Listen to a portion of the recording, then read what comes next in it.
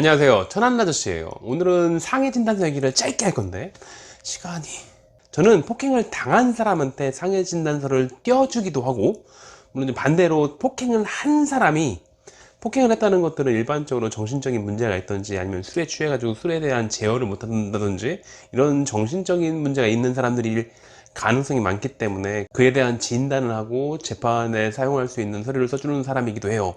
그러니까 폭행 사건이 있으면 그 가해자도 피해자도 저한테 와요. 근데 피해자로서는 굉장히 좀 속상한 일들이 있어요. 제가 잘 알아주지 않는 것처럼 보일 수 있단 말이에요. 내가 정말 너무나 억울하게 당했거든. 난 하나도 잘못한 게 없는데 그냥 길가에 나 혼자 서 있었는데 지나가다가 내 따귀를 때렸어. 이렇게 열받는 일인데 제가 그렇게 뭐 대단하게 잘 써주지 않는단 말이에요. 왜냐면 따귀잖아요. 톡톡 친 게 얼마나 기분 나빠. 너무너무나 기분 나빠가지고 이 사람을 반드시 징역을 살게 만들고 싶어가지고서 오셔가지고서 얼마나 아픈지에 대해서 하소연을 하시고 하는데, 제가 써주는 진단은 그럴 수가 없어요. 톡톡 친 거잖아요 그냥. 그렇기 때문에 정상적으로 써요. 일반적으로 아프다고 하니까 전치 3일 아니면 일주일 정도 그렇게 나와요. 아니 누구나 다 전치 2주는 써준다는데 뭔 소리냐. 아 누가 그래 그거를. 일반적으로 전치 2주를 써줄 수 있지만 전치 2주가 한계인 거고 실제로 전치 2주 안 나오죠. 톡톡 쳤다니까. 아니 불쾌한 거에 대해서 그에 대해서는 저도 공감을 해주겠지만, 저도 그런 일을 당하면 정말 화나겠지만, 하지만 그 사람이 내 몸에 대해서 엄청나게 큰 상해를 입힌 게 아니기 때문에 그에 대해서 객관적인 평가를 하는 일을 하는 사람인 저는 그렇게 뭐 많이 써줄 수가 없죠. 그게 맞지 않겠어요?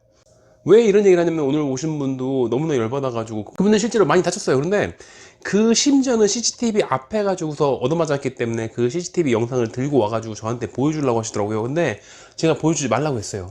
제가 그거를 봐가지고서 거기에 대해서 다른 감정을 느끼거나 아니면 잘못 추측하거나 뭐 조금 오버해서 생각하면 안 되니까, 저쪽에서 굉장히 펀치를 큰 모션으로 때렸는데 어우 많이 다쳤겠네 이렇게 생각하면 안 되잖아요. 제가 싸움의 영상을 보는 게 아무 의미가 없는 게, 저는 옛날에 그 얼터밋 워리어 헐코건 이때 이후에는 격투기를 본 적이 없어요. 그러니까 이 사람이 격투를 어떻게 해가지고서 때렸을 때 그게 그 모션으로 때렸을 때 얼마나 크게 다쳤을지 알 방법도 없어요. 저는 그런 거에 대한 트레이닝을 받은 사람이 아니잖아요. 그런 건 격투가들이 잘하겠지. 그렇기 때문에 제가 그 장면들을 볼 이유가 별로 없는 거예요. 오히려 그로 인해서 제 기술에 대한 신뢰도가 더 떨어질 수 있는 거죠. 내가 봐야 되는 거는 피해자를 봐야 되는 거죠. 그래서 그 피해자의 현 상태를 보고서 그에 대한 상해 진단서를 써주는 게 제 일이기 때문에 저는 그런 것들을 봐서는 안 되는 거예요. 현재 환자의 상태만 봐야 되는 거지.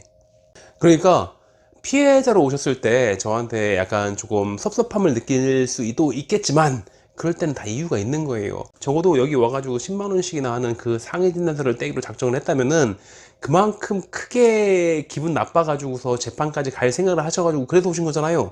근데 제가 그 재판에 갈 만한 서류에다가 감정적으로 그냥 대충 그 느낌적인 느낌으로 그렇게 써줄 리는 없겠죠. 그렇게 써주면은 그 상해 진단서 자체의 신뢰도도 많이 떨어질 테고.